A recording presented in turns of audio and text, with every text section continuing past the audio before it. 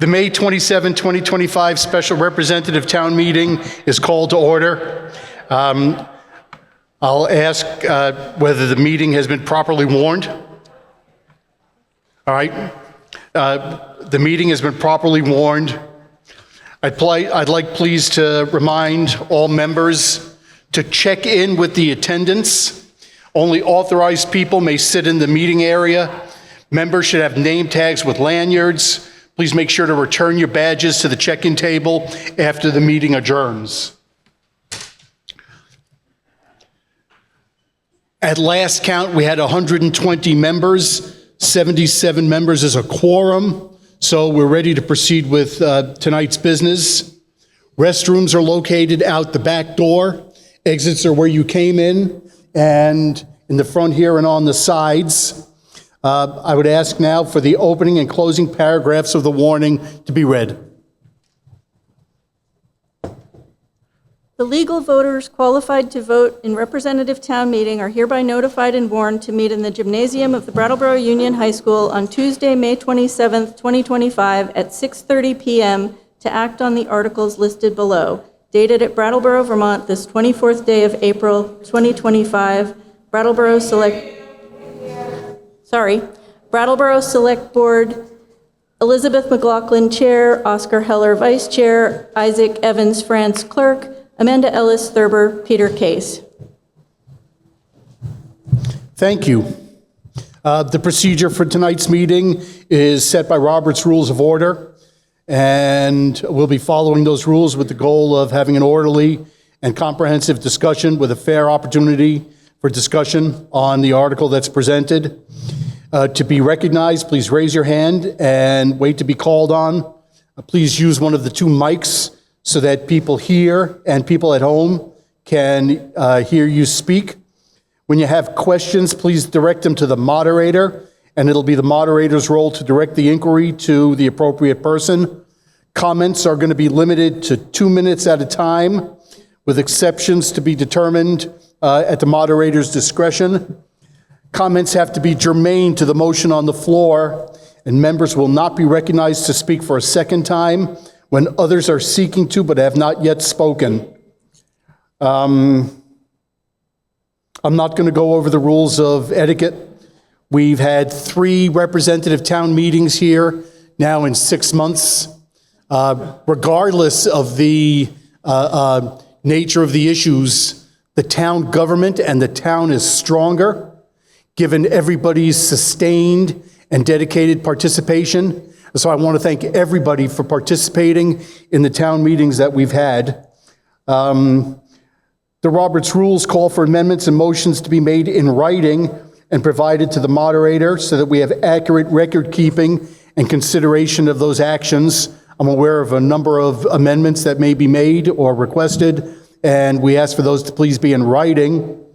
If you disagree with a ruling that's made by the moderator, there's a procedure for appeal. You can challenge a ruling by the moderator by asking to be recognized and stating that you appeal the moderator's ruling. Please don't move your chairs. Having the chairs lined up allows the counters to be accurate if there's a division vote that's called. The meeting is being live streamed and recorded by Brattleboro Community Television and can be viewed in real time on Comcast Channel 1079, at the website brattleboro.tv, or the YouTube page Brattleboro Community TV. After the meeting, an archive of the live stream will be available on the website. Final version will air in the weeks following the meeting as well. The meeting is being interpreted for the deaf and hard of hearing by Elizabeth Fox and Michelle Whitaker. Moderator recognizes Oscar Heller for preliminary motion number 1. Thank you. I move that the following persons be authorized to remain in the meeting with the Select Board and town meeting members: Town Manager John Potter and Town Attorney Robert Fisher. Is there a second? Mr. Carville, Representative Carville seconds. It's been moved and seconded that the following persons be authorized to remain in the meeting with the Select Board and the town meeting members: Town Manager John Potter, Town Attorney Robert Fisher. Are you ready for that question? Seeing no discussion, all those in favor, please rise and say aye. Aye. You can be seated. All those opposed, please rise and say nay. The ayes appear to have it. The ayes do have it, and you've adopted preliminary motion number 1. As to preliminary motion number 2, the moderator recognizes Peter Case. I move the electronic media and the ASL interpreters be permitted to remain in the meeting. Is there a second? Ms. Delesny, Representative Delesny seconds. It's been moved and seconded that the electronic media and ASL interpreters be permitted to remain in the meeting. Is there any discussion? Seeing none. Are you ready for that question?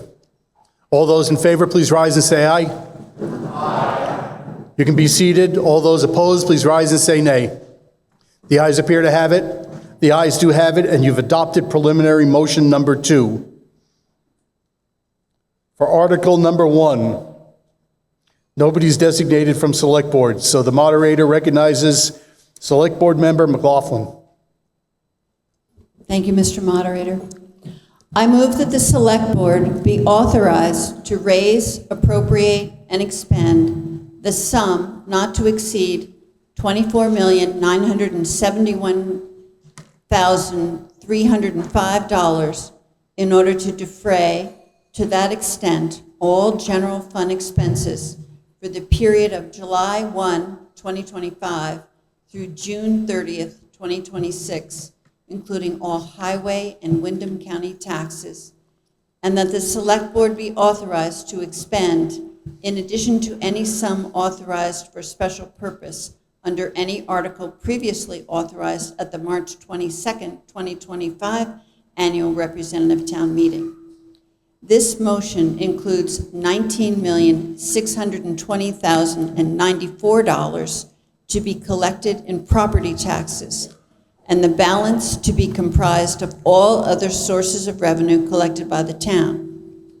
This motion also provides that the town and school district taxes assessed on the grand list as of April 1st, 2025, shall be due and payable in 4 equal installments payable to the town treasurer until overdue, then to the collector of taxes, that such payments of the installments shall be received by the town treasurer's office on or before 5 p.m. on August 15th, 2025, November 17th, 2025, February 17th, 2026, and May 15, 2026, and that the interest rate of 1% per month shall be charged from the due date of payment on any overdue payment of the town tax, installment, or portion thereof, and that a penalty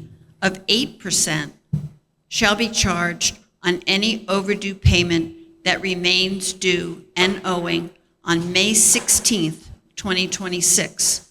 Mr. Moderator, I'd like to speak to this article. Is there a second?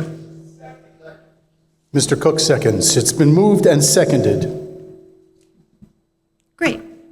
that the Select Board be authorized to raise, appropriate, and expend the sum not to exceed $24,971,305 in order to defray to that extent all general fund expenses for the period of July 1, 2025 through June 30, 2026, including all highway and Windham County taxes, and that the Select Board be authorized to expend in addition any sum authorized for special purpose under any article previously authorized at the March 22, 2025 Annual Representative Town Meeting. This motion includes $19,620,094 to be collected in property taxes, and the balance to be comprised of all other sources of revenue collected by the town. This motion also provides that the town and school district taxes assessed on the grand list as of April 1, 2025 shall be due and payable in 4 equal installments payable to the town treasurer until overdue, then to the collector of taxes, that such payment of the installment shall be received by the town treasurer's office on or before 5 p.m. on August 15 and November 17, 2025, February 17 and May 15, 2026. And that interest at a rate of 1% per month be charged from the due date of payment on any overdue payment of the town tax installment or portion thereof, and that a penalty of 8% be charged on any overdue payment that remains due and owing on May 16, 2026. Moderator recognizes Select Person McLaughlin. Thank you. As required by Brattleboro's March RTM, the Select Board has brought a May 1, 2025 FY26 budget for your consideration. We conducted a series of meetings in the month of April. These meetings offered ample opportunity for public input and for examination of elements of the municipal budget. The fruits of these discussions are reflected in the May 1st budget. I thank my colleagues at the Select Board, the town staff, BCTV, all members of the public who participated. It was a valuable process. I believe this budget provides basic municipal services for the town of Brattleboro in FY26. This May 1 budget increase for the median home amounts to $286 per year, which is $24 a month. I look forward to continuing the work with the Select Board, town professional staff, and the public to make Brattleboro the best it can be. Thank you very much. Is there any further discussion? Mr. Evans-France. Thank you, Mr. Moderator. I support this budget. I also see opportunities for us to make improvements in the FY27 budget. But let's talk about what's good in this budget. Over the past few weeks, the Select Board has reduced the tax increase for FY26 in what's proposed. We agreed to multi-year financial planning moving forward, restoring the emergency fund reserves. We've discussed reviewing financial statements on a monthly basis and have been doing that. We have a more realistic picture of what the overtime looks like for the fire department and took measures to curb those expenses. And we partially restored the town arts fund. We made the biggest proposed cuts to the biggest departments. These are important improvements. There are a number of concerns I do have about this budget that we can address when we're looking at the FY27 budget. A budget should be a realistic financial plan. I'm not confident about all of the numbers in this budget. I think that there is, this has been described as aspirational, and underestimating costs could set us up for another year of deficit spending. So it's important for us to continue monitoring the monthly financial reports. The FY26 budget adds 8 new police department positions and 3 new fire department positions. These positions do add recurring expenses to our annual budget, but they were in response to emergent situations. We've not yet discussed how we will know when those situations are no longer emergent, and we should discuss that in considering the FY27 budget. This FY26 budget further defers capital investments. For example, it delays payments to the ambulance fund, which looks to me like kicking the can down the road. We've looked at cutting a position here or there, but we need to more comprehensively and strategically look at how we can reduce staffing as painlessly as feasible. I've expressed concerns that this budget, while increasing staff on the streets, also cuts important administrative and financial positions at the core. We need to reassess this approach for the FY27 budget. Finally, in putting together the FY27 budget, we'll be needing to look at the commitments that we've made in terms of financial responsibility and planning for the future. It's one thing to set a policy, and it's another to actually follow it. In creating this budget for in the next budget, FY27, we should seriously consider the report that Representative Town Meeting Finance Committee put together for this FY26 budget, the one that just came out. It has some really important recommendations for us looking forward in the years to come. And I want to thank the current members of the committee, Millicent Cooley, Ernie Coughlin, David Levenbach, John Lightfoot, Nell Mayo, PJ Melton, and Trish Twining. In sum, I support this budget. I voted for it. It represents compromise, and we can look to the FY27 budgeting process and time between now and then to strengthen our town's financial situation with an eye out for future generations. Thank you. Select Person Heller. Thank you. I just have a few brief thoughts. We've said many times before that this budget is a compromise. It was one that was developed in a month, and it truly is a compromise. I know that because I won some fights on this budget and I lost some. I think every person up here on the select board was probably on the losing end of a vote about something in this budget they cared about, and that's the nature of compromise. That's how we come to a decision as a group. I think this is a budget that can move us forward. While it has flaws, I think when we're this close to the start of the new fiscal year, it sets us up to move forward, like Isaac was describing, into an FY27 budget process where this whole board has committed to do better than last year, which I think we're all serious about. Thought number 2 is that I've decided that as part of my commitment to this compromise and the vote I made to support this budget, I'm going to be abstaining from any amendments that RTM raises, just so if anyone sees an issue on the floor that they know I care about and my hand isn't going up one way or the other, that's why. I think I want to honor the compromise we made, and I fought my fights at the select board level, and now it's up to you guys.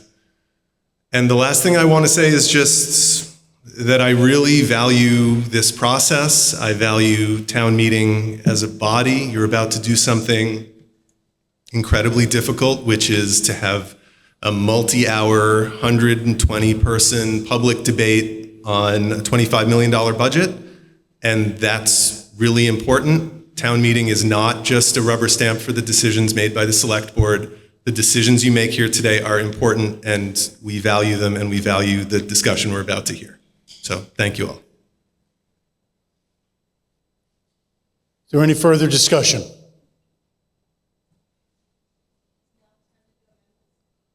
If you want to start with amendment now, that's fine. It's a way to start, I guess. I would like to propose an amendment. Name. Oh, Marta Gossage, District 9. I would like to propose an amendment to increase the budget by $43,045, 430,545. There's a motion to amend the budget upwards by $43,545. Is there a second?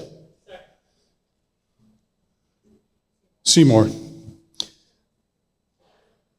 The motion's been made and seconded to amend the budget upwards by $43,545. You can speak to that motion, Representative Gossage.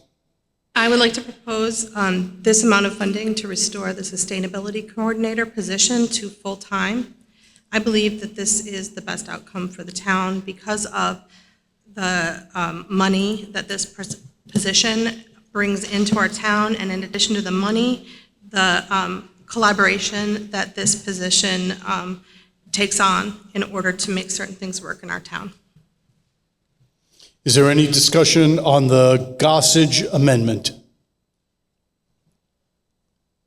Representative Duncan.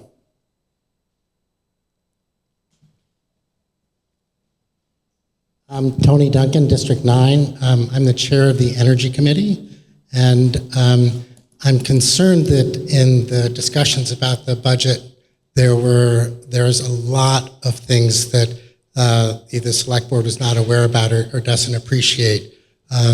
My concern about cutting it the way it is now is going to remove community activities, and I think that's one of the most important areas that the sustainability coordinator has been effective. I just want to talk about the personal ways that I've been involved with him that have had, I think, massive positive impact on the community. He helped start the e-bike library, which has been going for 5 years as no cost to the town, except I don't know if there's an insurance cost or not, but any costs that have been incurred have been paid by Brattleboro Time Trade or the Friends of the Library. We've had e-bikes for the last 5 years. We just added another e-bike for free. The Tool Library, Stephen Dotson was a major factor in getting the Tool Library established, which was took a lot of work. I've been very involved with Window Dressers, which is a organization that helps provide low-cost window inserts for community members. And I don't know if the Select Board knows about this, but that Stephen helped develop a collaboration with Hatch Space, who spent hundreds of hours helping to redesign the jigs that window dressers use so that Brattleboro can have its own jigs, and we're also going to help supply to other communities. So the value that he's doing is not just for Brattleboro in that one particular area, but there's this sort of cascading effect that has happened. Work with Efficiency Vermont. I did a lot of work with Efficiency Vermont, which was started by Stephen Dotson. There's so many different things we did with them that impacted hundreds of people in this town. He helped me get on the EV charging committee, the solar siting committee. I've been introduced to numerous energy, climate, and sustainability organizations. I've learned a tremendous amount, and I've helped to initiate other things because of his help. During COVID, he was of a major importance. He helped Edible Brattleboro, developing the gardens. I started a garden at NECA. Stephen Dotson got a WSWMD to provide free soil. There's just so many different areas that his effect has been sort of either getting something started or catalyzing it so that the cascades that are productive and valuable to the community are far, far beyond what I think this extra cost would be adding to the budget. Representative O'Connor.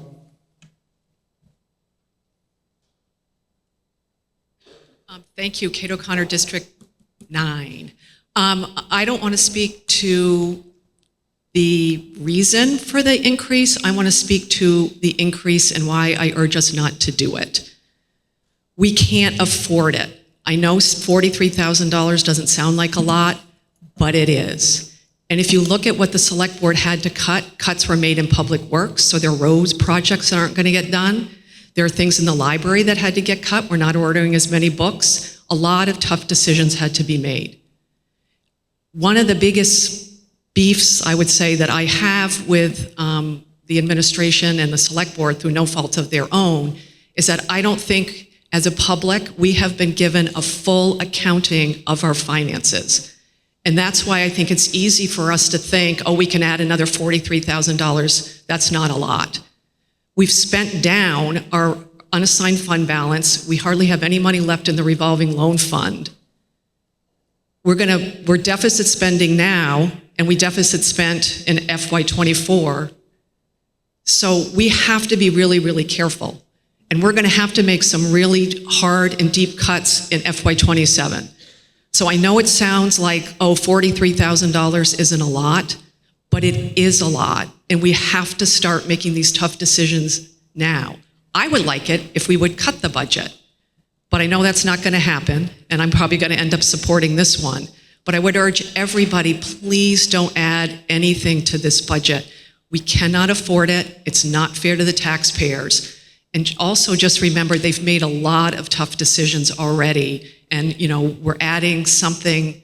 Every one of us would probably want to add more money for our thing that we like.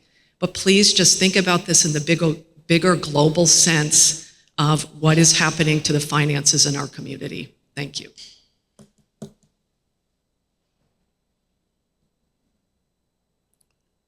Representative Snyder?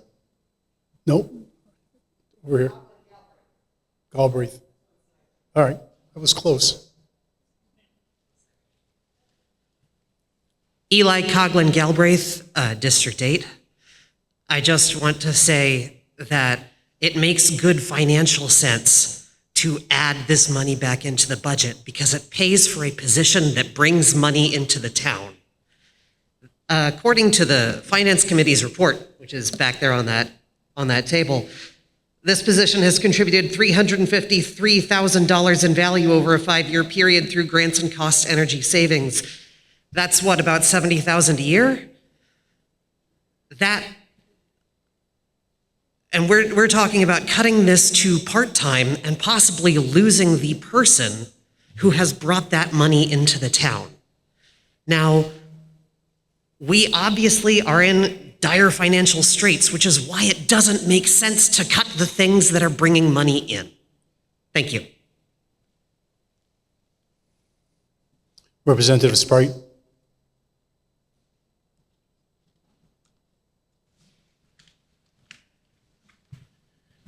Frick Sprite, District 9. For full disclosure, I am a member of the Energy Committee. I agree with Kate that we shouldn't increase the budget. However, I think that eliminating this position is a huge strategic mistake, and I have not been able to get a cogent explanation of how we actually save money by eliminating it. And if the way to maintain it is to vote up for this $43,000, I support that. I don't think it's necessary. Not all the budgets have been cut. Some of them have been increased. One of them, the Parks and Rec Department budget, has gone up by in the neighborhood of the amount that they're trying to cut from this. And the only explanation I've been able to get about that is increase in utility costs. And I know he has been working very hard with the Parks and Rec to help reduce those costs. So the other thing I must point out is that it's not just annual savings that he brings us, it is ongoing savings in years to come. Tony spoke articulately about the benefits to the rest of our collective budgets, not the town tax-based one. And I think that's important too, and that all comes out of our paychecks as well. But if we just look narrowly at the town budget, there is money out there that he's bringing in, but more importantly, having a focus on finding ways to save money and save energy, whether they cost money or not much at all. Some of the things that he's done don't cost anything. So if for some reason that this gets voted down, I am going to come back urging this body to vote to support the position anyway, perhaps under business or as another amendment. Thank you.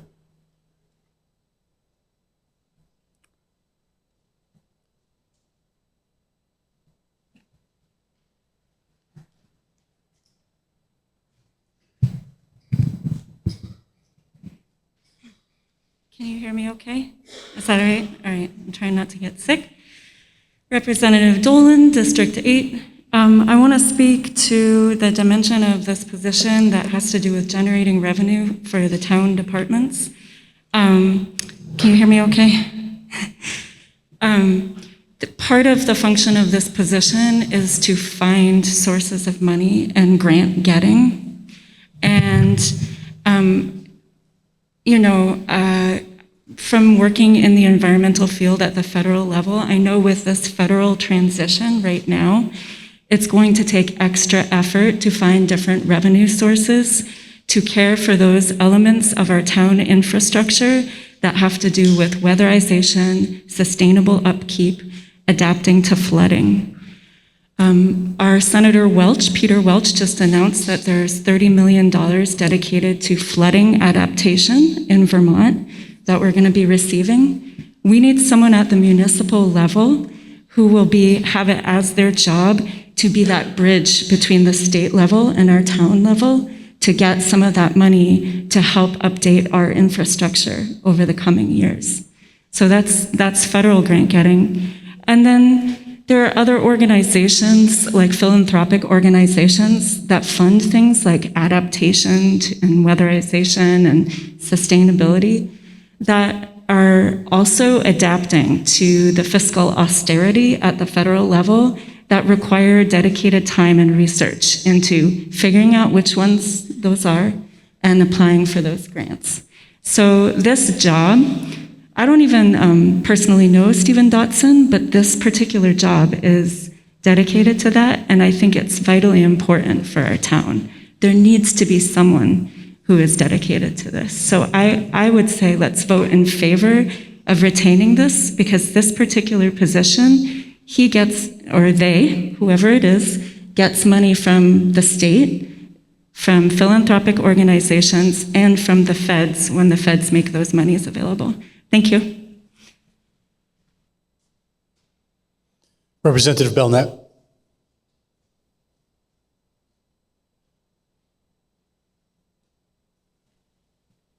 Timothy Belknap, District 9. I want to talk to you people at home who actually elected us. We're here to do a job, and that job is pay attention to what these guys have been doing for 4 intensive weeks, 8 sessions. The pain has been pushed around to everyone here, okay? This budget here, it's a bipartisan effort, and I think we need to approve of that. And yes, everyone's going to have their interests, okay? Their little interests here or there, they want to sneak back in. No, we need to move ahead, pass this budget, and move on, okay? So I say no, no additional money. Representative Hasegawa.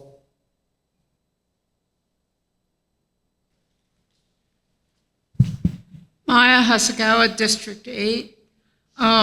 In the Finance Committee report, there is a line that says, the town manager has also suggested that the role of sustainability coordinator could become full-time again by splitting costs with the utility fund.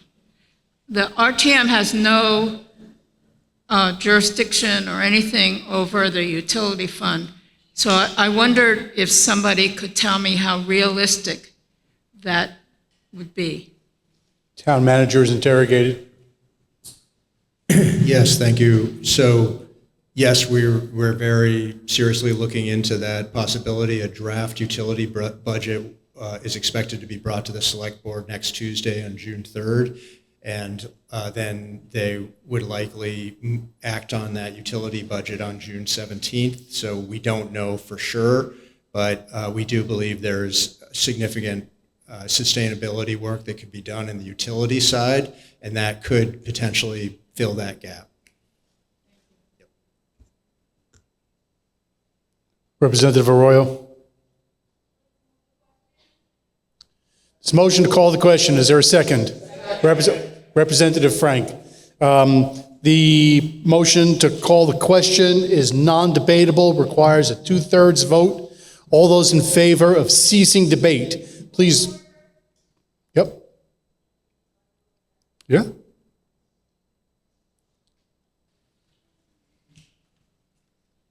Christina Cheyanye, I represent District 8 in Brattleboro.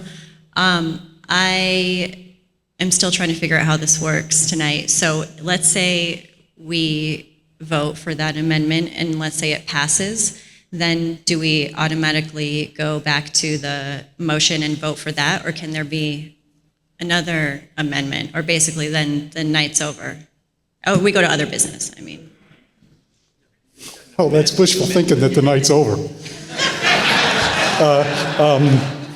So right now we have a motion to cease debate on whether to amend the budget by raising it $43,545. That motion to cease debate is non-debatable. So we're going to go into that vote, and then whether this is adopted or defeated, whether the Gossage Amendment is adopted or defeated, the budget is still open for discussion and further amendment. Thank you. Including possibly raising it higher or lower. All those in favor of ceasing debate, please rise and say aye. Aye. You can be seated. All those opposed to ceasing debate, please rise and say nay.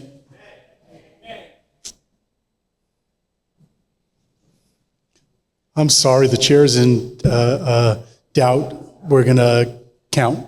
All those who are in favor of ceasing debate, please rise and stay standing until counted.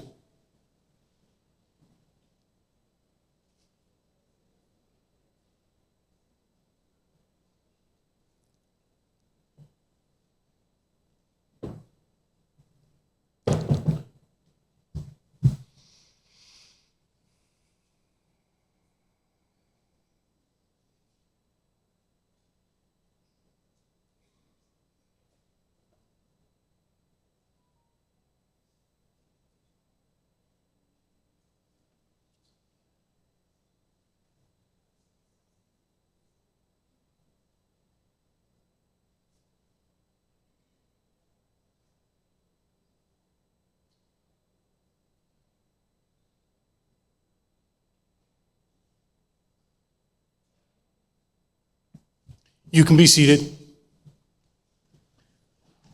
All those opposed to ceasing debate, please rise and stay standing until counted. I'm listened out now.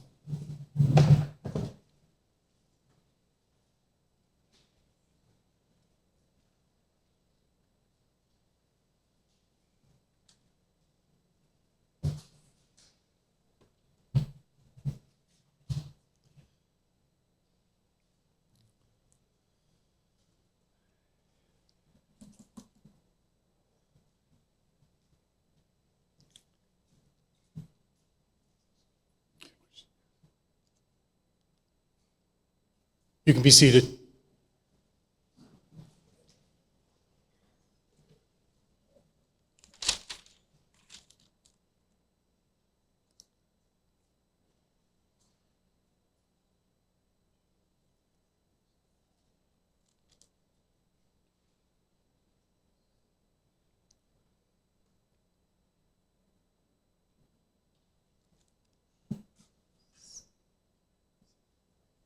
Listen to the results of your vote. 70 are in favor of ceasing debate, 30 are opposed. That carries by 70%, so debate is ceased on the Gossage Amendment. The question before the town meeting now is a motion to amend the budget as presented to increase by $43,500. Mr. Franks.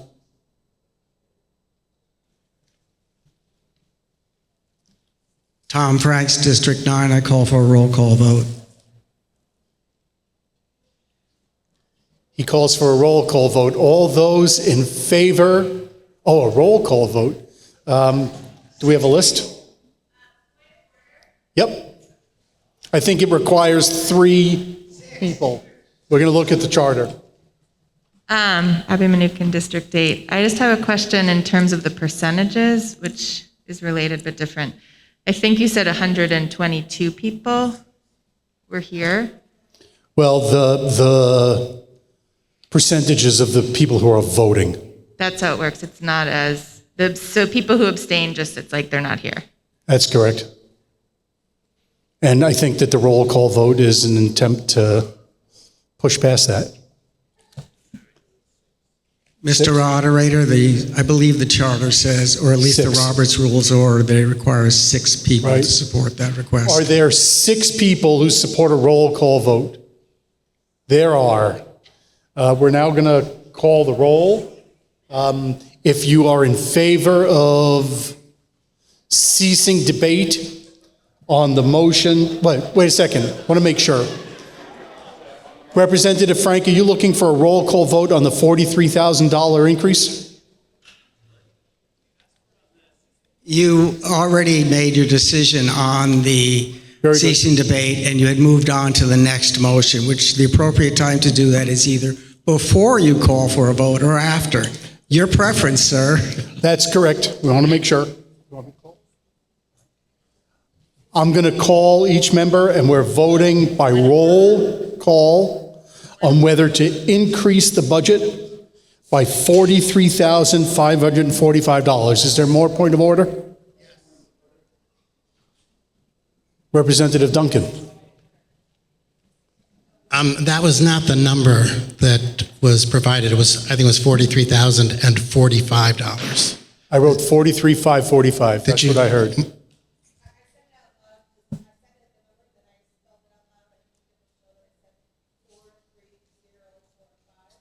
43045. Okay.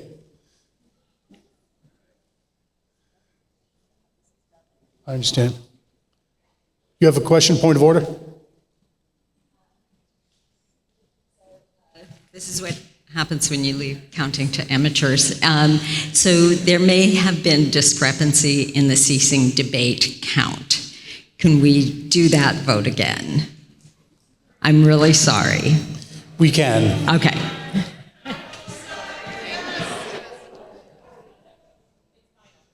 One second.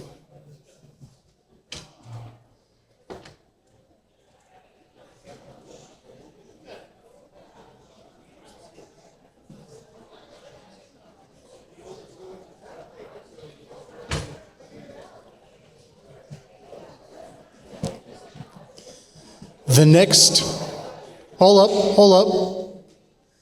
The next item of business, being the vote, has not yet commenced. If there's a question about the accuracy of the vote total, that's a core issue that goes to the propriety of the decision the town meeting is making. And so we're going to recount the votes on those seeking to cease debate on the Gossage Amendment to increase the budget by $43,045, not $545. All those in favor of ceasing debate, please rise and remain standing until counted.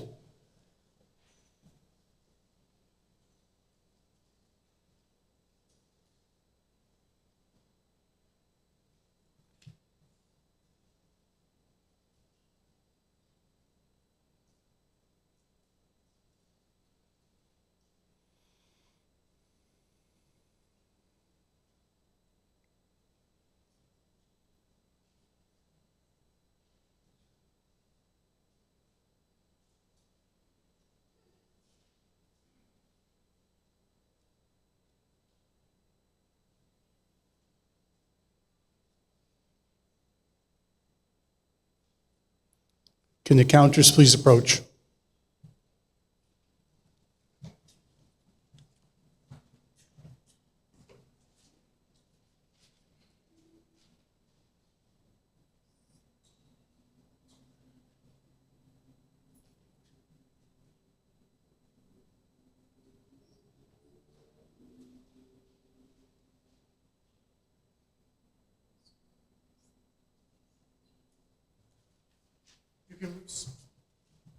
Please be seated.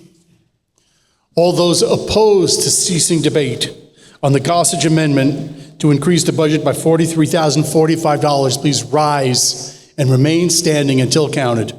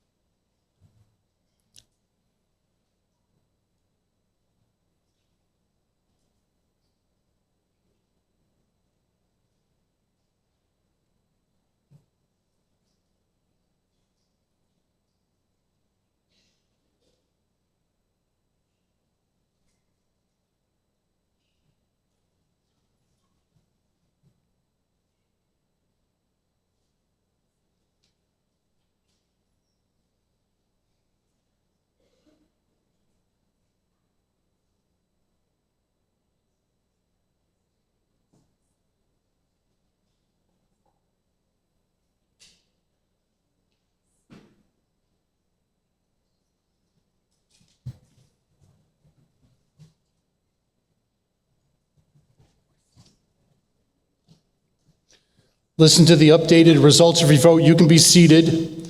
The ayes to cease debate are 73. The nays are 44. The motion to cease debate is defeated, and discussion continues on the Gossage Amendment to increase the budget by $43,045. Is there further discussion? Representative Seymour.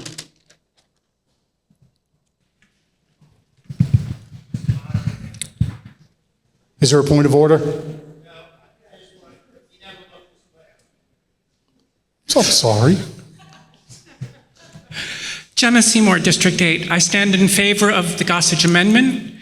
Unlike some of the other positions that have been cut out of this budget, the Assistant Town Manager position was voluntarily relinquished.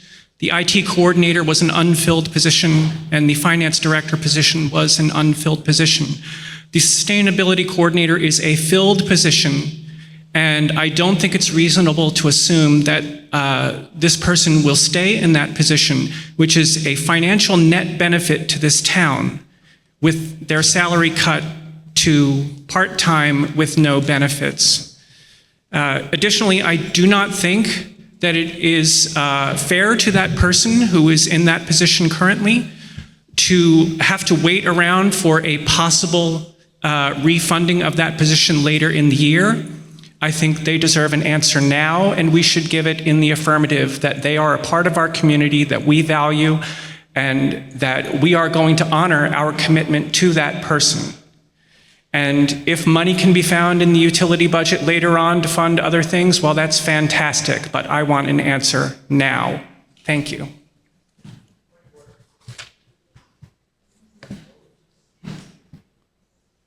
Is a point of order? No, we didn't vote to cease debate. That's why there was a revote, because there was a discrepancy in the count.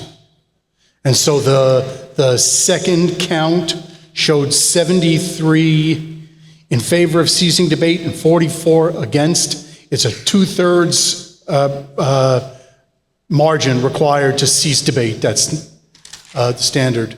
We're here. Yeah.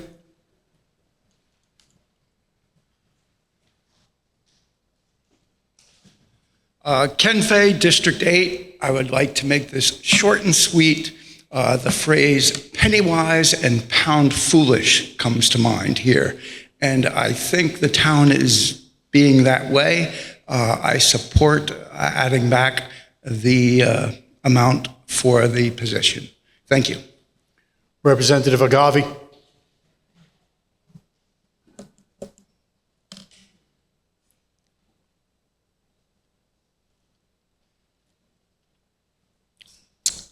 Although we're here to talk about money, the budget, to me it's kind of discouraging that it's even considered in a monetary light. At a time when we're struggling to save this planet, to save our clean water, to keep our agricultural lands arable, and to keep hundreds of tons, whatever we could save, out of the atmosphere, I think we can't afford not to restore these funds. And it's hard for me to imagine how a younger person who would like to have a future could not support this.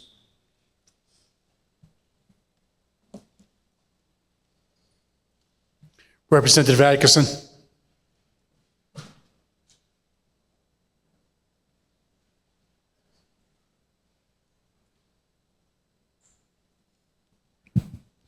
Margaret Atkinson, District 8. It's my understanding that this body votes on the total of the budget and does not have control over line items. This discussion has focused on returning money for line items, so I would like to query the select board that they would commit to spend the money in that way, because really they could spend it on anything else. It's just an increase to the budget. So we're having a discussion assuming, the amendment amended the amount. It didn't speak to the purpose. So we're assuming that the purpose is understood by the select board. And so I would just like some clarity there. Thank you.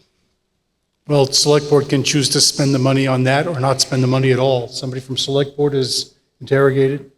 We're select board member McLaughlin. The select board, as you know, has made this decision, and the RTM can restore the amount of money, but again, as Margaret points out, it is up to the select board to choose to increase this budget. And as we know, as Town Manager Potter has discussed, there is the possibility that this position could be funded in part by the utilities budget. So if you were to vote in this position and then utility budget also retains partial use of the sustainability coordinator, that money could be used for other purposes. In general, the select board can take your advice as guidance and vote in the way that we feel is the most responsible use for the town.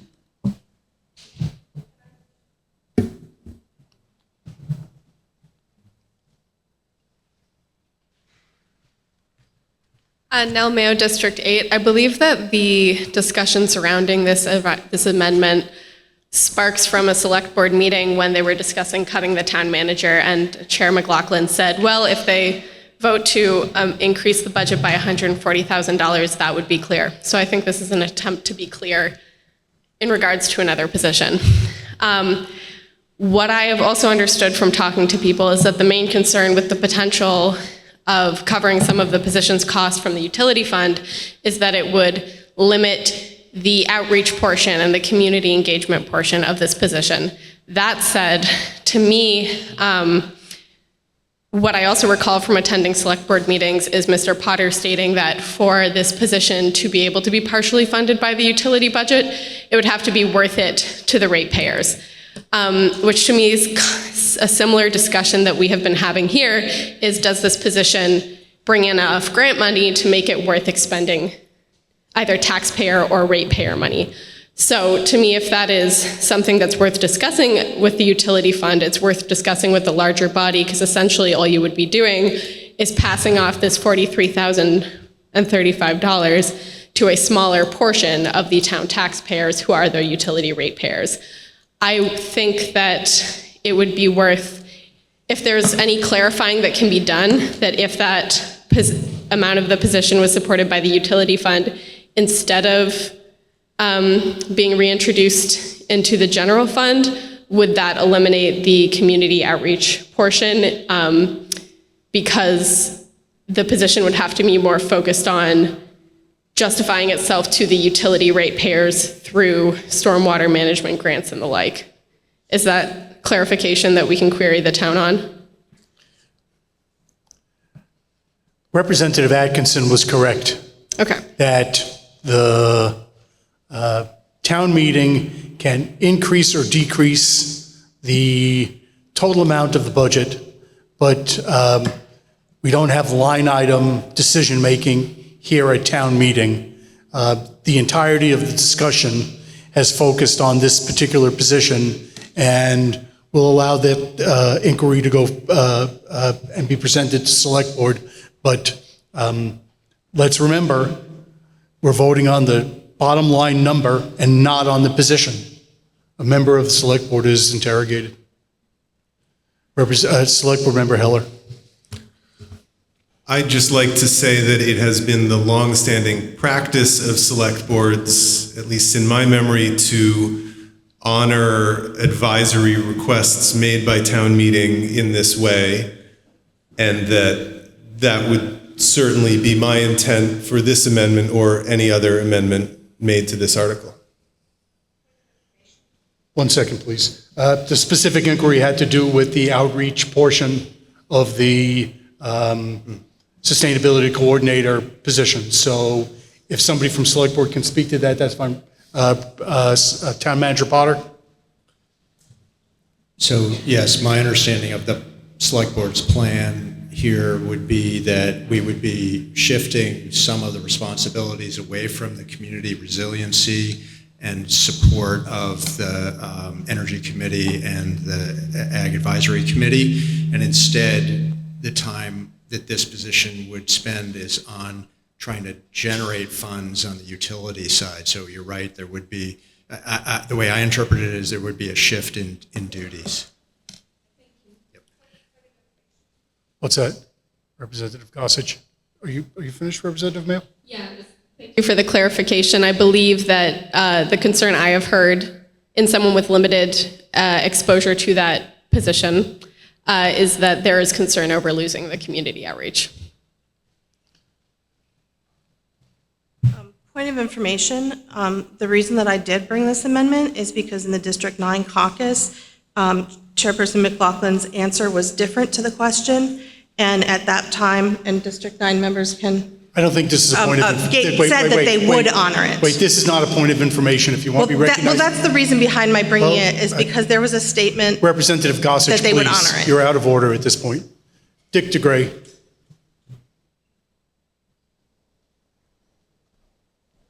See, not using Mr. and Ms. leaves me at a loss at how to speak to just people who live here, who are not representatives. If somebody's got an idea, please tell me. Dick? Dick DeGray, taxpayer. Yep. I've heard a couple of things. The position is not being eliminated. It's going to part-time. And I heard someone say, if we make it part-time, that person's going to leave us. Let me give you some statistics about our town that you probably don't think about. We've had 4 town managers since 2000, 7 if you count the interim town managers. We've had 2 assistant town managers. We've had 4 police chiefs. We've had 4 fire chiefs. We've had 3 planning directors. We have had 2 maintenance superintendents and 2 library directors. The only person that hasn't changed in our town is Carol Lalott.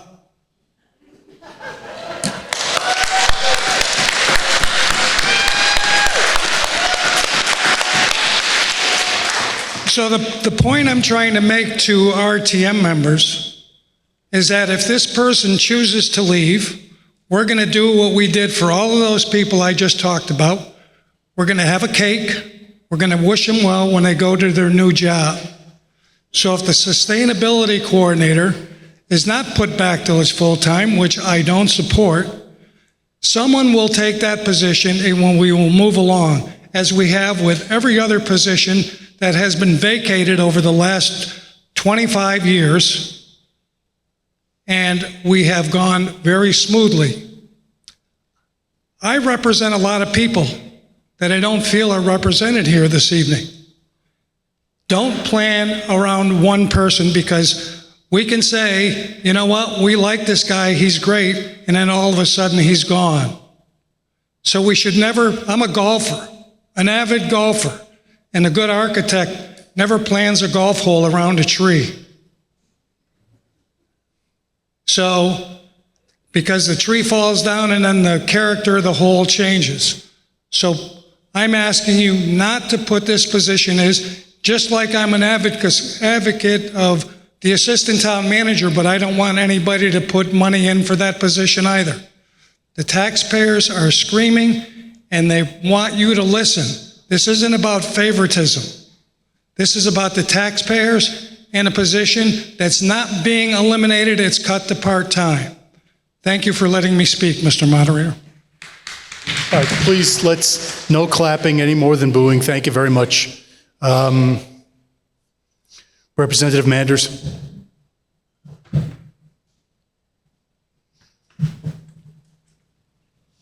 Thank you, Dick. I call a question.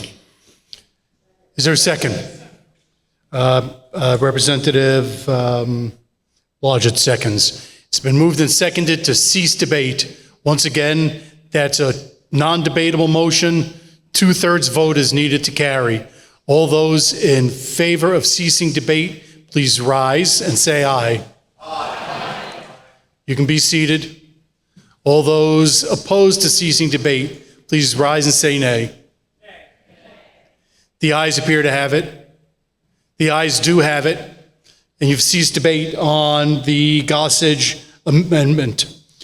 So the recurring question on the Gossage amendment is whether you will amend the budget by increasing it by $43,045. I'm going to understand that the request for a roll call vote remains and that there's still 6 people. Yep. So I'm going to call the roll, and town clerk will record your votes. Spoonagavi. Aye. Tessa Anders. Aye. Eric Annis. Alyssa Arroyo. Aye. Margaret Atkinson. Aye. Michael Averill. Aye. Linda Bailey. Brian Bannon. Aye. Hugh Barber. Kim Barstow. Aye. Tim Belknap. Aye. Susan Belleville. Aye. Randall Blodgett. Aye. Michael Bosworth. Aye. Sally Brunton. Aye. Molly Burke's not here. G. Burrows. Ronnie Byrne. Christopher Kane. Ellen Cappy. Pierre Cappy. George Carville. Pamela Case. Peter Case. Dina Chadwick. Chris Chapman. Barbara Charkey. Diane Cook. Richard Cook. Millicent Cooley. Mary Copans. Stuart Copans. Ann Coughlin. Ernest Coughlin. Eli Coughlin Galbraith. Gretchen Cowan. Arthur Davis. Andrew Davis. Rachel Disler. Jessica Dolan. Jessica DeLesney. John DeLesney. Catherine Dowd. Anthony Duncan. Milton Eaton. Amanda Ellis Thurber. Peter Elwell. Isaac Evan France. Abstain. Bob Everingham. Peter Fallion. Amy Farnham. Ken Fay.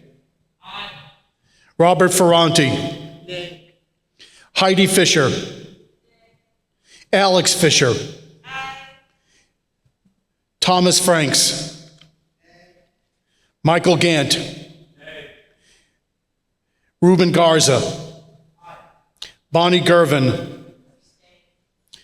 Denise Glover. Virginia Goodman. Ian Goodnow, he's not here. Ruth Gormul. Marta Gossage. Tom Grasso. Megan Gray. Grace Guerra.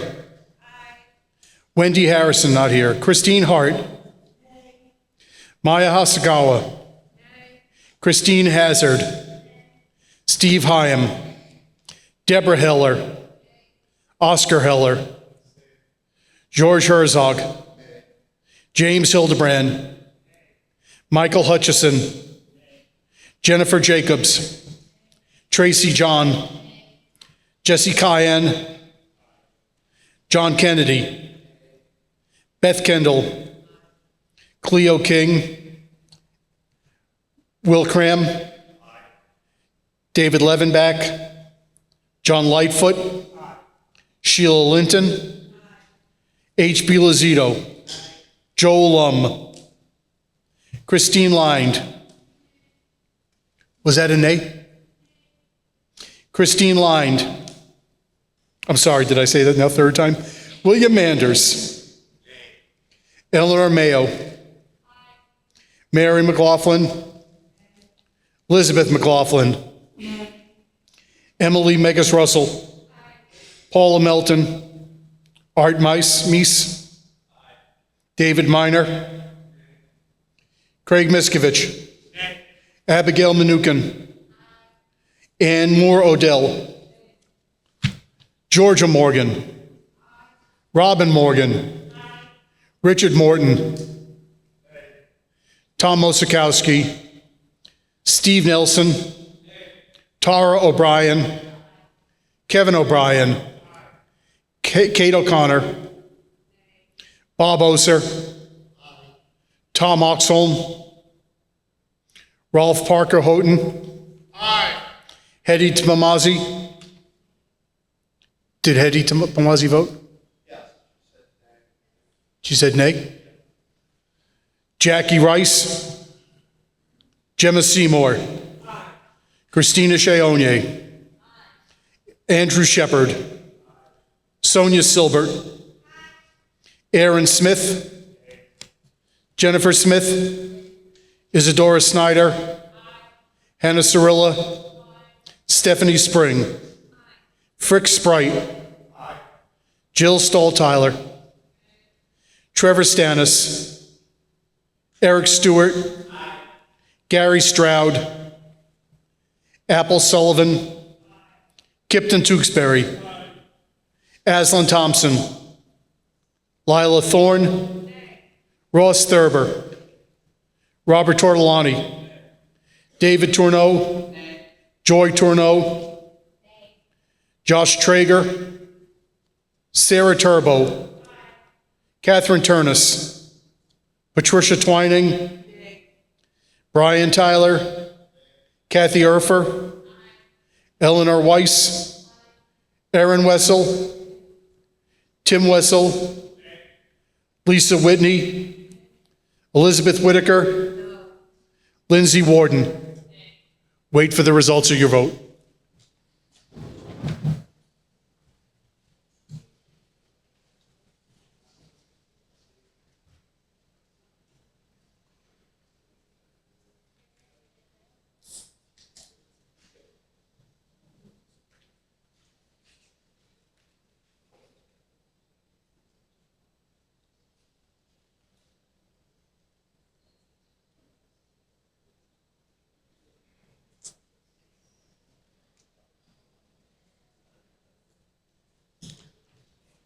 Did I call everybody's name?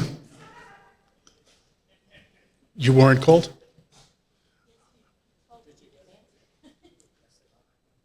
You said aye? All right. All right. Is there anybody else didn't hear their names called?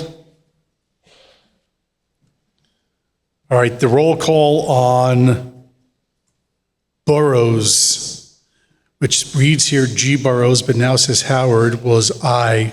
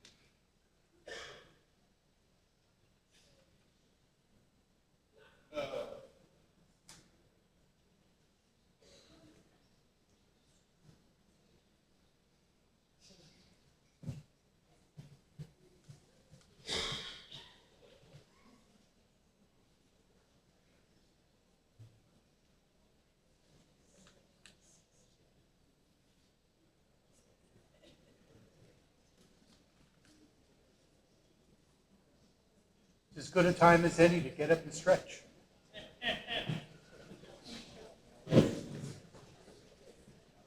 Don't leave.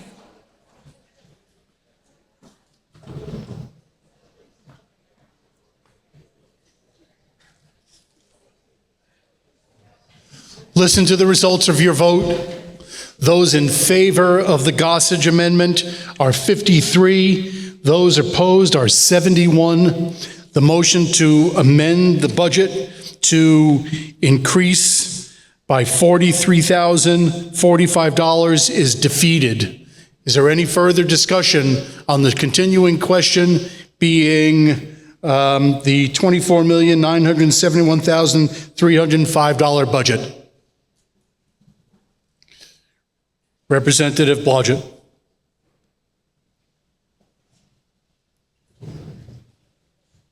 I'd like to call a question and vote on the budget, please. There's a motion to call the question on the budget. Is there a second? A second over here, Representative Delesny. It's non-debatable, requires 2/3 vote. All those in favor of ceasing debate on Article 1, please rise and remain standing for a minute. You can be seated. All those opposed, please rise and say nay. The nays appear to have it. The nays do have it, and we're going to continue debate on the budget. Over here. Yep. Moderator, HB Wazito District. Oh my God. 2-8, District 8, new at District 8. I really appreciated Representative Evan Franz's question at the beginning about how are we going to know if these emergent issues are no longer emergent. I think My big concern with this budget is that it's going to be this high forever, not given obviously rising costs, et cetera, health insurance. We could organize around health insurance, that's separate. I'm curious if there are metrics for how we'll know when these emergencies are no longer emergencies. So would love to interrogate the select board about that question. Thank you. Member of Select Board is interrogated, or the police chief, if they choose to be. Is the police chief here?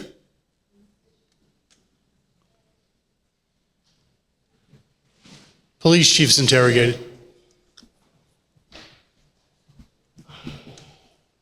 Can you repeat the question?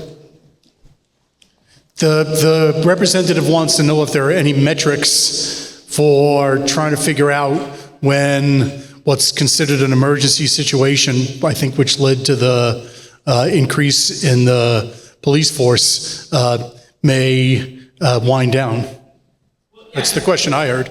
Yeah, I'm curious. I don't know if that's the only thing that we've designated as emergent or an emergency, but how will we know when those funds that were designated as emergency are no longer needed?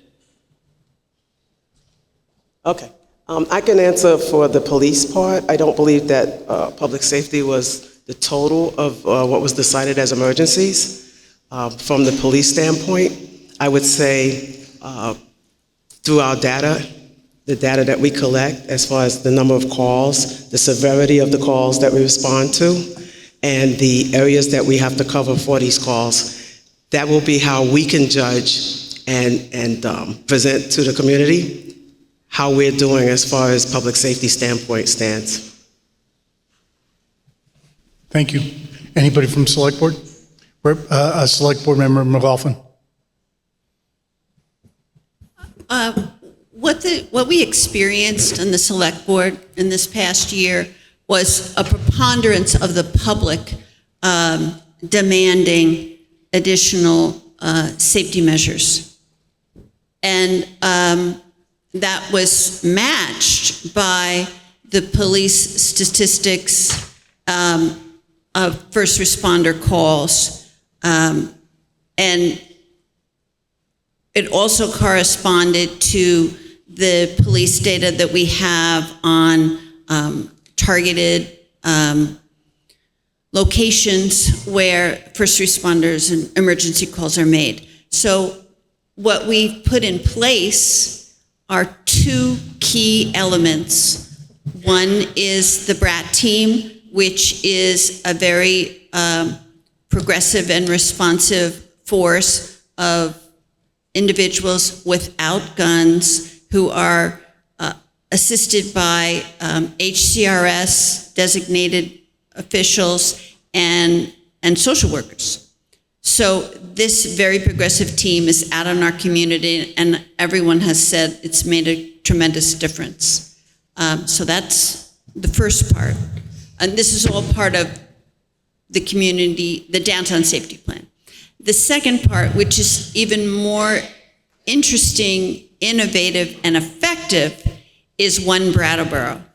And One Brattleboro is the culmination of a year's work of coordinating social work agencies and the police and fire and first responders. And so One Brattleboro and an element called the situation table is really the long-term solution for addressing people with complex needs who are an issue with our public safety, getting those needs met, and really ceasing the preponderance of first responder calls for these people with complex needs. And it's working. And I know Justin Johnson from our police department has brought numerous people to treatment. They've solved problems in a very benign way, working with social workers, addressing the needs of people who live in housing where there's drug dealers and other disturbances. I mean, this two-pronged approach is working. And through those metrics of what the Brat team is doing, what One Brattleboro is doing, and what the situation table is doing, which are all very collaborative with the nonprofits in the community, that's how we'll know that it's working, and that our community is safe, and that there could be a reduction in these personnel.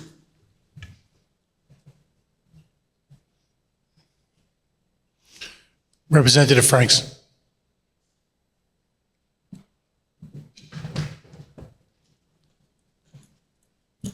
Thank you, Tom Franks, District 9. I'm here to support the budget as presented. This was the result of, I know of 40 hours of meetings. I don't know how many meetings happened behind the doors. I don't know how much staff time was put into it. I don't know how much select board time was put into it. And I don't know how much time the citizens who showed up to speak to these issues, to ask questions, to have their questions answered, put into this.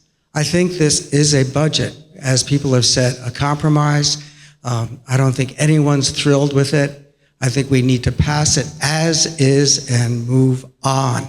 I think amendments to this point would be like a flashback to the March 22 meeting. You know, the representatives of this body had some direct information from the voters of this town in a ballot. You could argue about the ballot, but numbers are pretty simple if you just look at I'm very comfortable saying and able to support that 58% of the voters said that the human services allocation should be less than 2%. This body proceeded to award 2% to the human services and then didn't pass a budget. It's one job. The job we're here to do today is pass a budget so we can move on, so we can work for the future, so we can address the issues that many of our select board members have raised. What are we going to do in 2027 for our 2027 budget to get this under control? So I urge you to quickly and promptly pass this budget as is and do not amend it, because amending it will just, be completely disrespectful to the voters of this town and all the people who put so much effort into getting us to this budget. Thank you for your consideration. Representative Stahl-Tyler.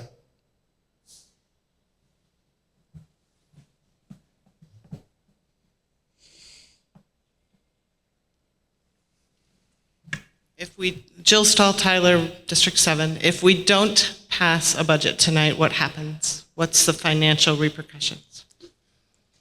Member of Select Board is interrogated. Thank you.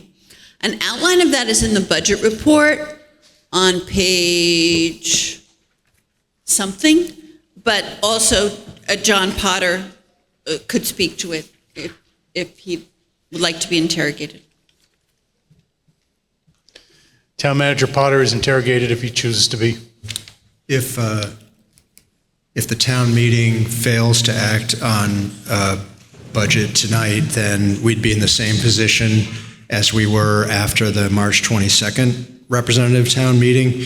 Takes at least 30 days to warn another meeting of the representative town meeting, so the select board might choose to warn an additional special representative town meeting as soon as possible.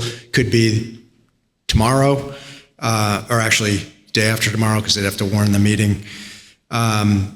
So that would be the end of June at the earliest that this body could get together again to vote on a budget. The select board would then have to have a conversation about how would they change the budget, what do you all want? That might take 2 or 3 weeks to do that again. It might take longer. In any event, if we go past July 1st, we'll be operating off of our cash balances. We would likely, if a budget was not imminent, we would likely have to take a short-term loan in anticipation of collecting property taxes. We definitely would by, say, the end of July, when we need to pay the school for their portion of the taxes. We probably would hold tax bills until we had a budget. So just to reduce the kind of complexity around multiple tax bills going out and all that. So that I think is a nutshell of what would happen. We really need a budget from this body before we can do much, and it could incur the town some short-term interest on a loan.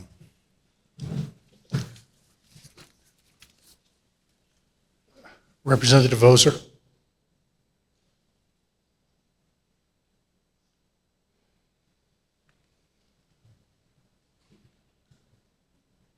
Good evening. Robert Ozer, District 9. I would like to make an amendment, and I move that the Select Board be authorized to raise, appropriate, and expend the sum not to exceed 4% over the FY25 budget, or $23,986,383. And if seconded, I would like to speak to that. Is there a second? Second by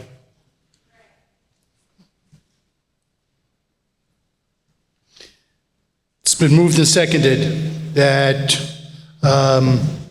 Article 1 be amended to provide that the Select Board be authorized to raise, appropriate, and expend the sum not to exceed $23,986,383 as a parenthetical, being 4% above this year's budget.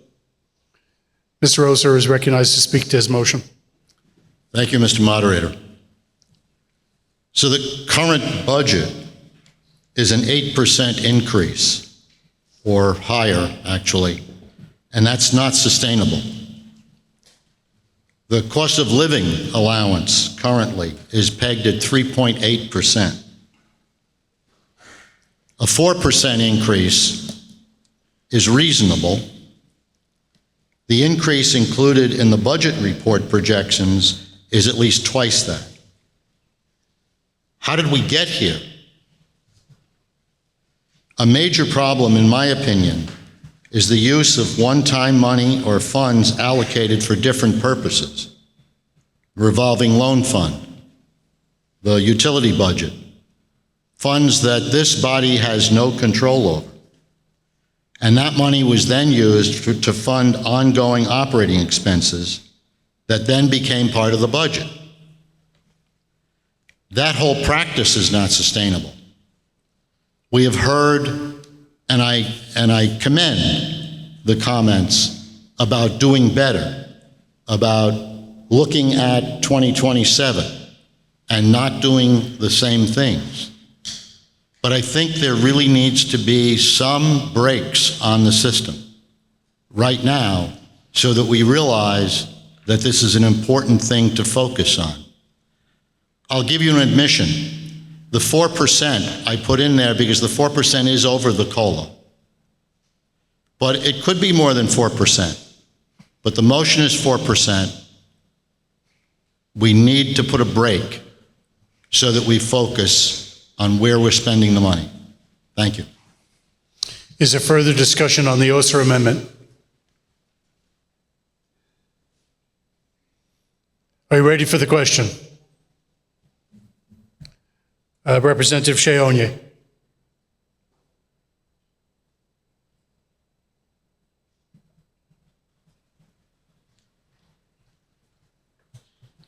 Christina Sheonye, I represent residents in District 8.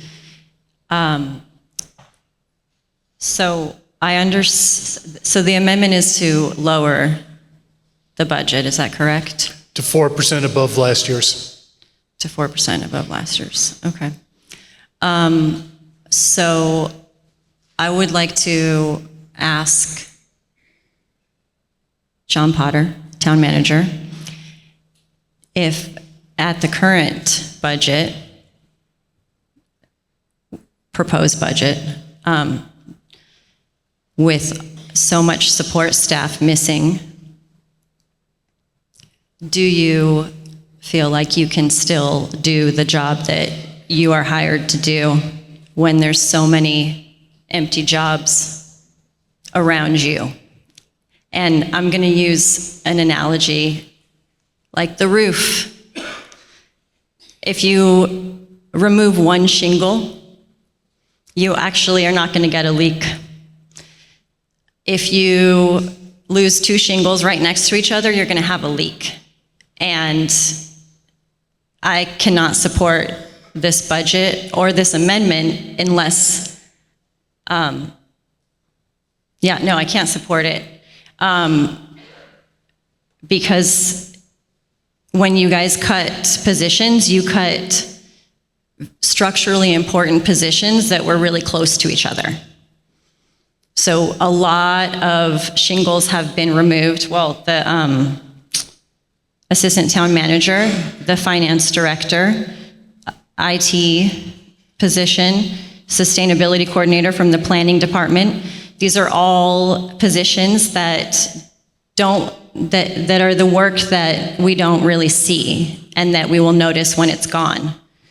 And then there's all these other departments where instead of taking away shingles, like for example, the police department has 40 shingles. And instead of taking away shingles from the 27, you added 8 more shingles. But if you took 2 officers out of shingles of 40 officers, you actually wouldn't have any leaks. But right now, I'm very concerned about our town and the structural integrity of the basic services. For example, who is going to make sure that the stores and restaurants downtown are shoveling snow?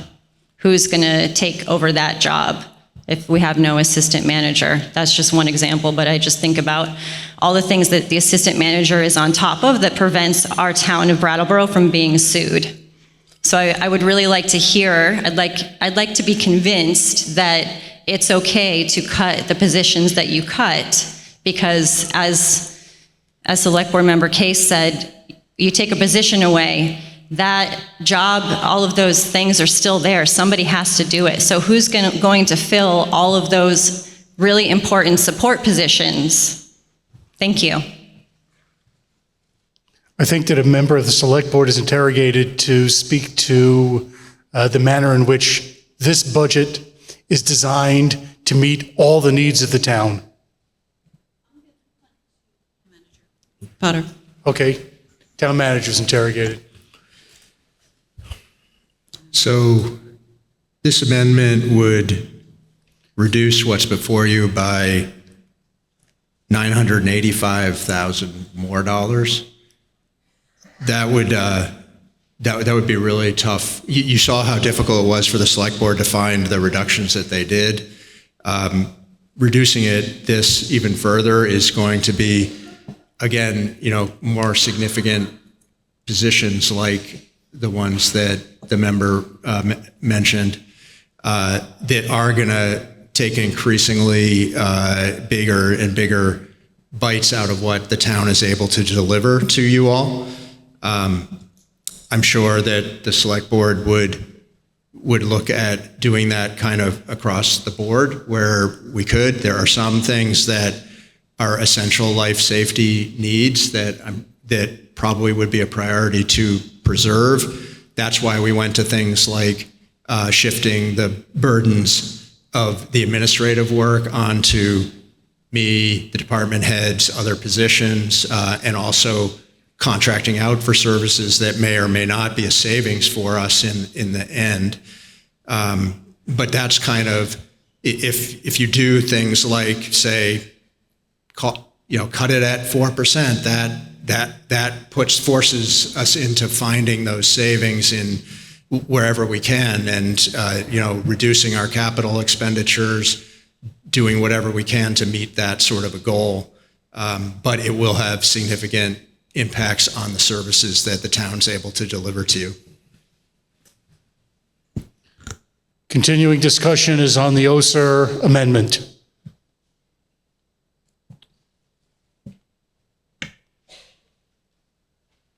Hi there, Lindsay Warden, District 7. I think it's really important to recognize that we didn't get into this situation overnight, and we're not gonna solve it overnight. I think the select board, as others have said, have sat through several hours of meetings over the last month to get to the budget to the point where it has gotten to. And I think there's been additional things uncovered through the process that we're really glad have been discovered, but there's more work to be done. And so I think it's very prudent for us just to pass this budget and move on, knowing that there's a lot more work yet to be done. Because again, you can't just solve this in one night. I'm very empathetic for everybody that experiences any economic hardship for any reason, and I recognize nobody likes paying more taxes. But again, we're at a point where we need to make a decision. It's 8:10 here at night. We voted down one amendment. I think we need to just recognize the hard work that's been done and acknowledge there's hard work yet to be done, and just encourage everybody to vote down this amendment, pass the budget that's been brought to us to pass, and let's just move forward knowing there's a lot more work to be done yet. Question is on the OSER amendment. Is there any further discussion? Seeing none. The question before town meeting is whether to amend Article 1 to provide for a total budget figure of $23,986,383, being a 4% increase from the FY25 budget. Are you ready for that question? All those in favor of the OSER amendment to cut the budget, please rise and say aye.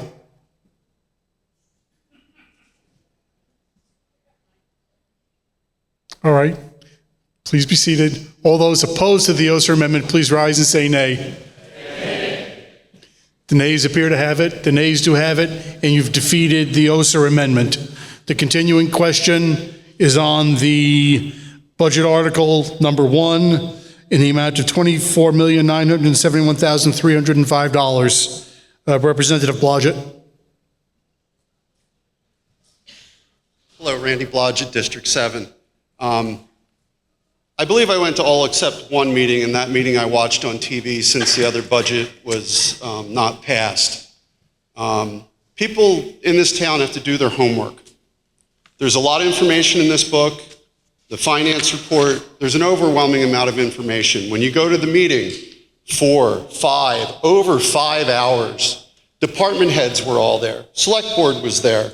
Some meetings, there were more people than others. The last meeting 2 weeks ago or last week, you could tell everybody was sick of it. There was about 8 people there.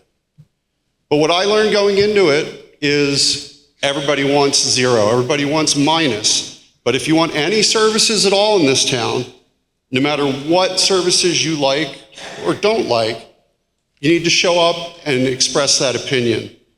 I don't think, based on the amount of discussion, the amount of questions, the amount of things that we have going on at these meetings in March and again here tonight, we need people to come out. They need to vote. They need to talk. They need to send emails, call, have meetings with coffee, do something. We need to do a better job of communicating. We need to do a better job amongst ourselves. We can't be just like and dislike, like Oscar said, like Isaac said, like every select board member has said. There's compromise. We're never going to have 100% vote, most likely. So I'd like to call the question and vote on the budget. Well, you can't call the question after you make a comment. Good try. Representative Byrne. I would like to call the question. There's a motion and a second to call the question. It's non-debatable. 2/3 vote is needed to cease debate. All those in favor of ceasing debate, please rise and say aye. Aye. Sorry. You can be seated. All those opposed to ceasing debate, please rise and say nay. Nay. The ayes appear to have it. The ayes do have it, and you voted to cease debate on Article 1.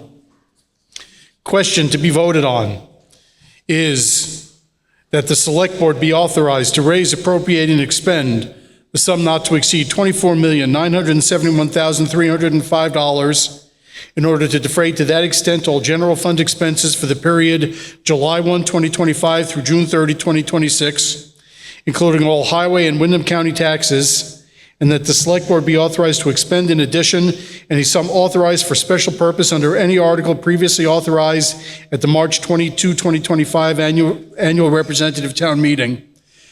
This motion includes $19,620,094 to be collected in property taxes, and the balance to be comprised of all other sources of revenue collected by the town. This motion also provides that the town and school district taxes assessed on the grand list as of April 1, 2025 shall be due and payable in 4 equal installments, payable to the town treasurer until overdue, then to the collector of taxes, that such payment of the installments shall be received by the town treasurer's office on or before 5 p.m.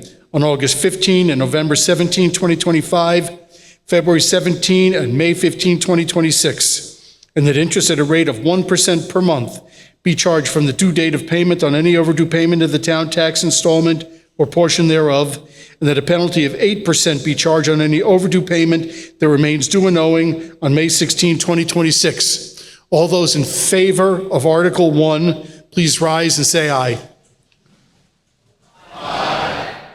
You can be seated. I guess that there's a point of order over there. Ms. Belleville, Representative Belleville.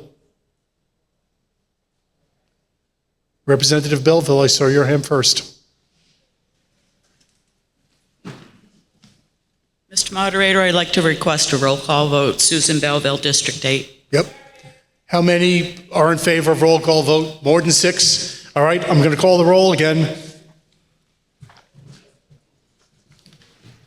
If you don't hear your name when I go past the first letter of your last name, please say so. Spoonagavi. Tessa Anders. Eric Annis. Alyssa Arroyo. Margaret Atkinson. Michael Averill. Linda Bailey. Brian Bannon. Hugh Barber.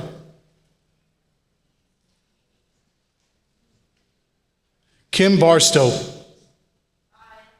Tim Belknap. Susan Belleville. Randall Blodgett. Michael Bosworth. Sally Brunton. Howard Burrows. Ronnie Byrne. Christopher Kane. Ellen Cappy. Pierre Cappy. George Carville. Pamela Case.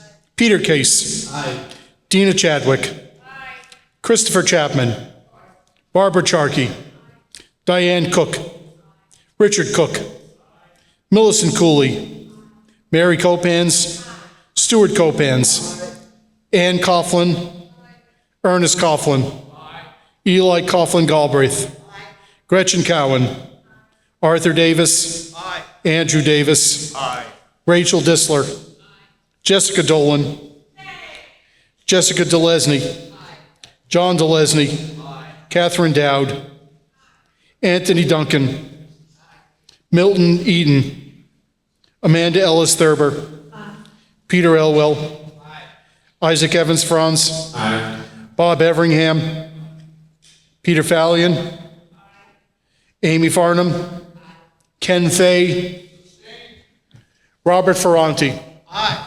Heidi Fisher. Alex Fisher. Tom Franks.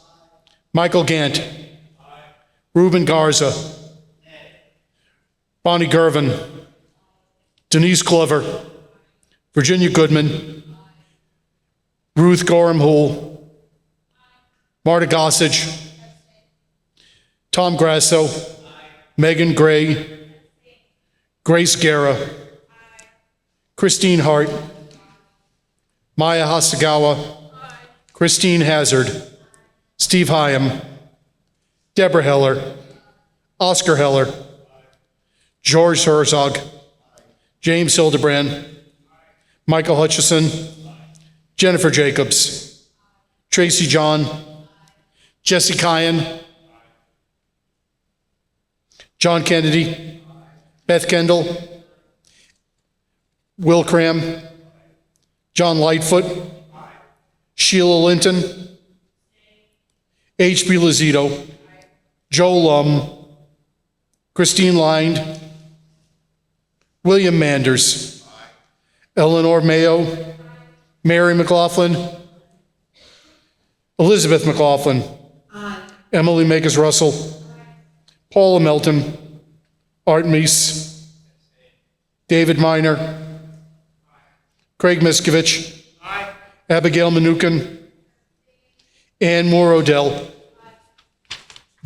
Georgia Morgan, Robin Morgan, Richard Morton, Tom Mosikowski, Stephen Nelson, Tara O'Brien, Kevin O'Brien, Kate O'Connor, Bob Oser, Tom Oxholm, Ralph Parker Houghton, Hedy Pamazzi, Jackie Rice, Gemma Seymour, Christina Sheonye, Andrew Shepard, Sonia Silbert, Aaron Smith, Jennifer Smith, Isadora Snyder, Hannah Cirilla, Stephanie Spring, Frick Sprite, Jill Stahl-Tyler, Trevor Stannis, Eric Stewart, Gary Stroud, Apple Sullivan,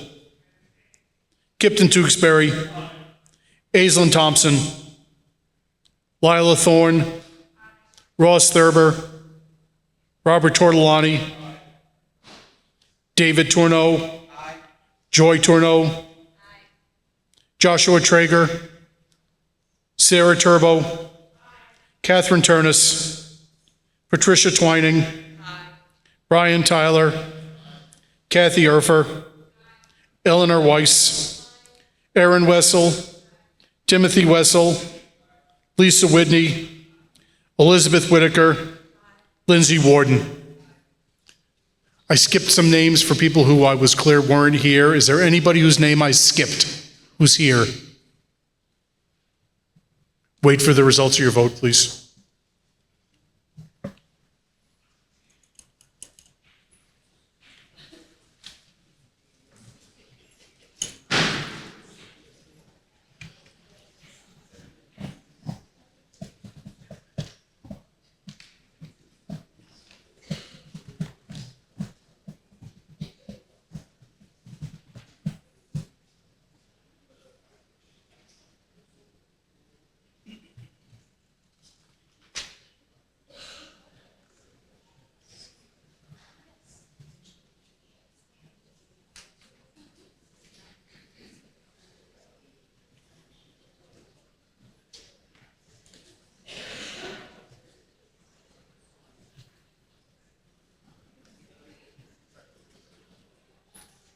Give me the no's, but not the abstains. No, the abstains, just like I didn't vote.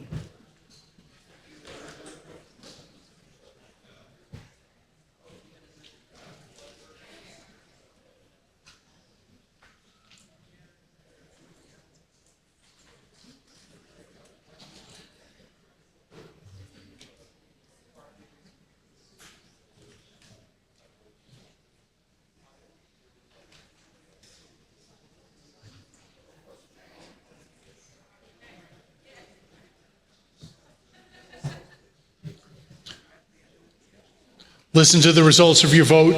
110 in favor, 4 opposed, and you've adopted Article 1. Article 2 is to transact any other business that may lawfully come before the meeting.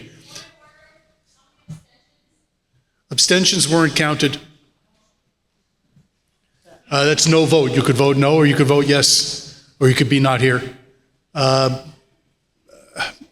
Representative Bosworth.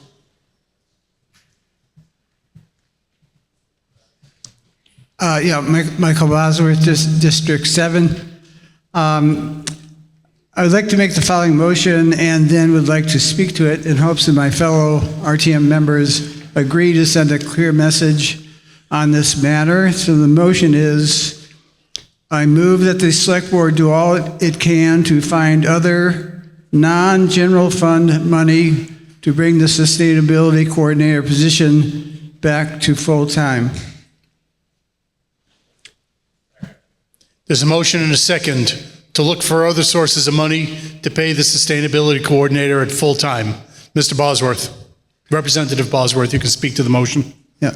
I was personally saddened, though not totally surprised, to see a cut in the Sustainability Coordinator's position to part-time, non-benefited status as a past Energy Committee Chair for 3 years.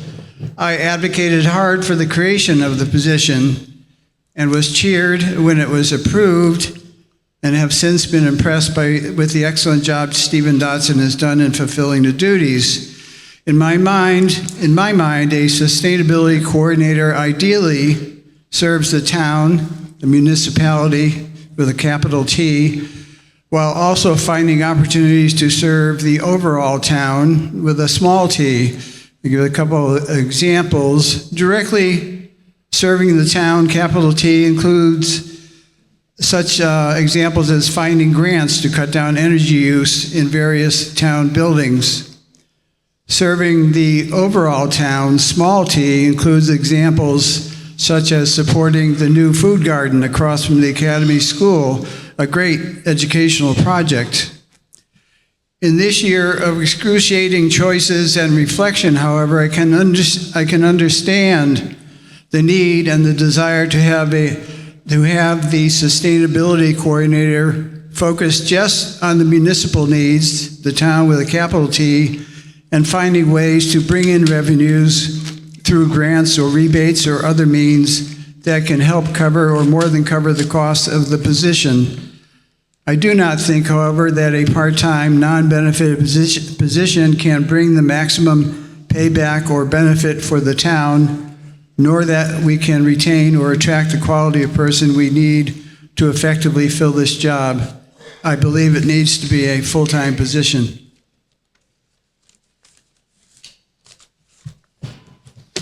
Is there any discussion on the Bosworth non-binding motion? Representative Andy Davis. Andrew Davis, District 9. I would just support this motion put forward by Representative Bosworth.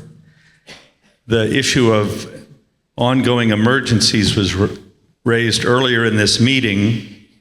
Those things include climate, with flooding, weather, rising healthcare costs, public safety, resource management, AKA solid waste. I don't see the prospect of money coming at any great rate from the state or the federal government to handle these ongoing things, and we need our own homegrown creativity and activism to address these things, and I can think of nothing better than finding a way to keep this position fully funded using our resources creatively. Thank you. Is there any further discussion on the Bosworth non-binding motion? Yeah. Rolf Parker, District 8. Rolf Parker Houghton, District 8. I would just say sincerely as a taxpayer that I fully support this motion, even though it is non-binding. I only wish it could be binding. The savings were printed clearly, easy to read, easy to understand, and that does all. Thank you. Any further discussion? Are you ready for that question? All those in favor, please rise and say aye. You be seated. All those opposed, please rise and say nay. The ayes appear to have it. The ayes do have it. And you've adopted the Bosworth motion that the select board do all it can to find other non-general fund money to bring the sustainability coordinator position back to full-time. Is there any further business to come before the body and other business? Representative Fisher.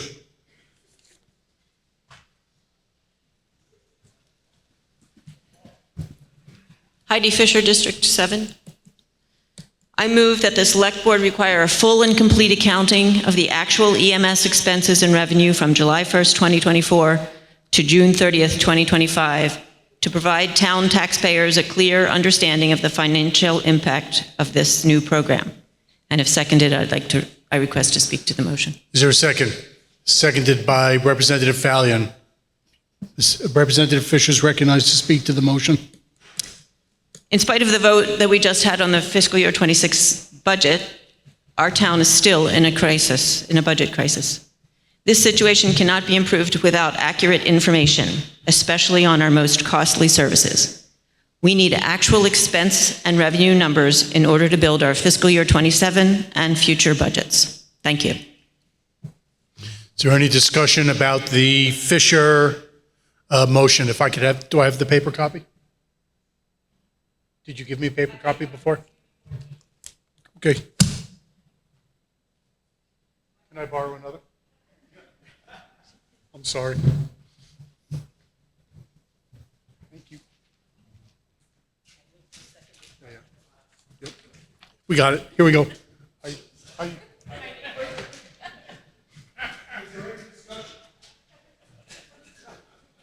All right, so the motion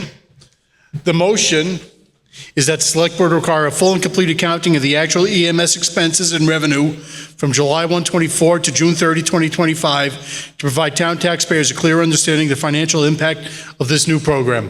Is there any discussion? Representative Stahl Tyler.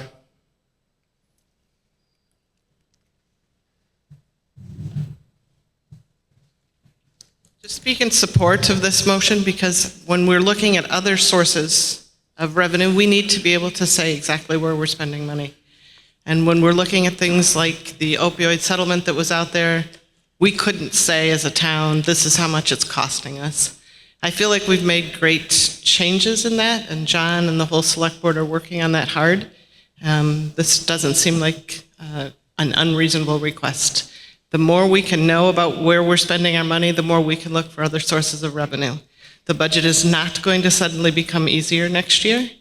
Our way forward out of this is vision for more revenue coming in, not in continually cutting. Is there any further discussion on the Fisher motion? Seeing none. The motion is that the Select Board require a full and complete accounting of the actual EMS expenses and revenue from July 1, 2024 to June 30, 2025 to provide town taxpayers clear understanding of the financial impact of this new program. All those in favor, please rise and say aye. Aye. You can be seated. All those opposed, please rise and say nay. Nay. The ayes appear to have it. The ayes do have it. And you've adopted the Fisher non-binding resolution. Is there a motion to adjourn? Ms. Belknap moves to adjourn. Is there a second? Second. A lot of seconds. All those in favor, please say aye. Aye. Thank you very much. Have a good night. Good work.